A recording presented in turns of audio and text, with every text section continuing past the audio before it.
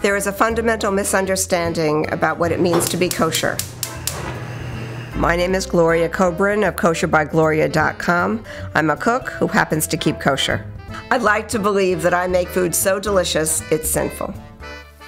When you keep kosher, you can't break the rules, but you can find a way to make the rules taste better.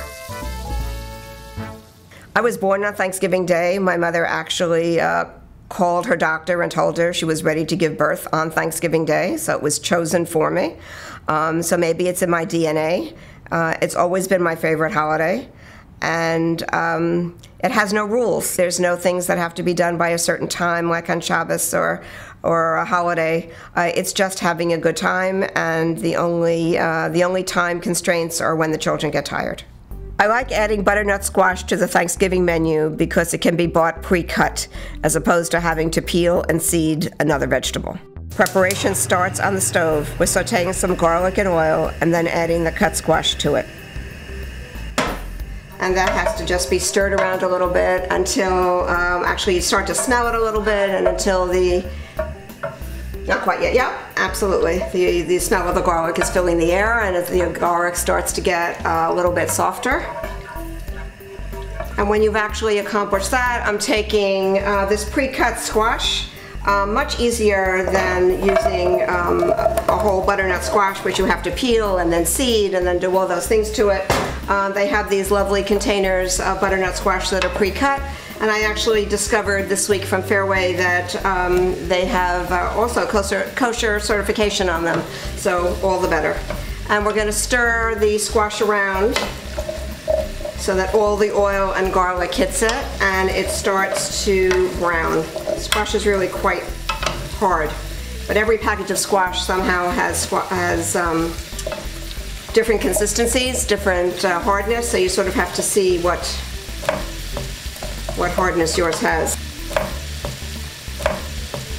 Yeah, so if you can see this piece of squash, this is a little bit big. I must have missed it in my cutting. I usually take them and cut them a little bit smaller, but you don't want them too small because as they cook, they will cook too fast and they'll get too mushy, and the idea for this at the end of the day is for it to be sort of crisp tender. You want it to have a bite. It shouldn't taste like baby food.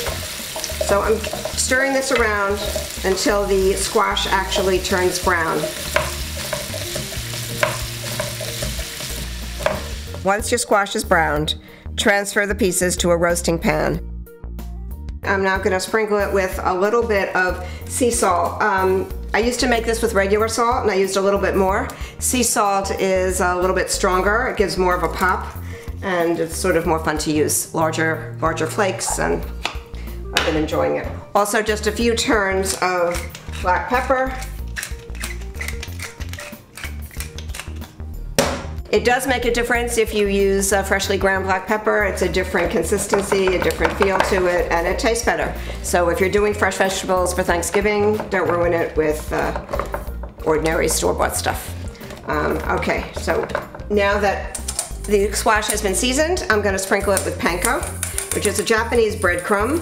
A lot of people say, oh, you don't need to use that. You can use just regular breadcrumbs. I don't happen to agree, because the breadcrumbs here, the Panko, is much coarser and crisper and just gives a much nicer crunch when it's all done in the end.